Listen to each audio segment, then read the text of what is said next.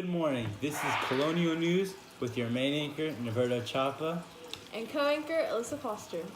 Today, we'll take you on an inside look on last year's Louisiana Purchase by the executive branch of government, While explaining what led up to the Louisiana Purchase, how it was made, and the impact of the purchase.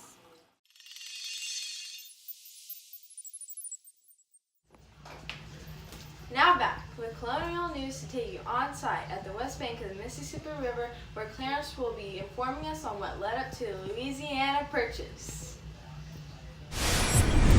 Thank you, Alyssa and Naberto. Now, as you can see, I'm here at the west bank of the Mississippi River, where it's pleasant temperature around 80 degrees. Why don't you follow me to get closer to look? I might add that it's also a little humid out here. So, we're here to talk about why exactly the U.S. needed this land. It was because nearly half the American produce came from frontier farms. To ship their goods back east to the seaboard state, the settlers had two options, all right? They either, took the difficult journey overland, and no one wants to do that. And numero dos, the option was simply ship their goods down the Mississippi River, as you can see right there, and then out to open sea. Now, concerning the trade of the produce, people were getting mad. For the main reason the Spanish cut it off trade throughout the Mississippi River for all foreigners, including the US of A, best country in the world, and they would rather become colonists of Spain so their goods could pass through the river. Initially, Jefferson knew that the power of the federal government wouldn't be enough to purchase the land, so he went against the Constitution to buy the land, which was being hypocritical due to his strict following of the Constitution. Dang, it's humid out here, sucker. Thank you again for the peeps listening to Colonial News. Now back to Alyssa to fill you in with more history of Louisiana Purchase. Another major factor was the eagerness to move westward after the American War against the British. Having Louisiana Territory was extremely important for American commerce and Western farmers. Thomas Jefferson sent James Monroe to Paris to negotiate the purchase for only New Orleans and possibly the west bank of the Mississippi River. Monroe negotiated $10 million for New Orleans and Mississippi Territory, but instead was met with a bargain of a deal. For only $5 million more, the French announced that we could buy all of the Louisiana Territory, which stretched from the Gulf of Mexico to Canada and from the Mississippi River to the Rocky Mountains. Now, inside look on never-seen footage of the purchase of the Louisiana Territory.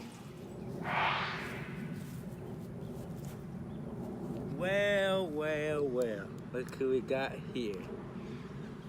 Okay, Frenchie, I'll offer you 10 big ones for the New Orleans area and the west bank of the Mississippi River. Well, how about that? Well, that's a generous offer, but how about all the Louisiana Territory for $15 million? Well, by golly, that's one heck of a deal. I'll take 2.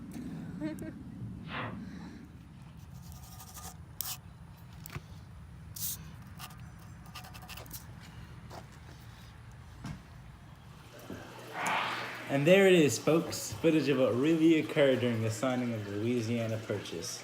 But what happened after the signing? Lucky for you, we got all the answers to your questions. Okay. To start off, the main reason the U.S. wanted Louisiana Territory was because it was critical to American commerce. On Louisiana Territory... Go. Owning Louisiana Territory allowed farmers to use the Mississippi River and port city of New Orleans to ship their crops to other places, and was also a way for the farmers to get paid. After the purchasing of this land, the U.S. doubled in size, and there could begin westward expansion, which was also known as the Lewis and Clark Expedition. Louisiana Purchase also contributed in turning the U.S. into a continental power. Oof, great work. Now, because the U.S. doubled in size, Americans began feeling their country was like extremely important and began to feel a major sense of nationalism. To conclude your colonial news of the day, Roberto and I are going to reflect on a few major points from today's broadcast.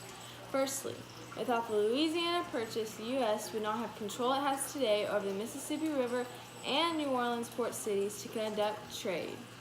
Secondly, the U.S. wouldn't have had so much land for farmers and would have led to a negative impact in American commerce.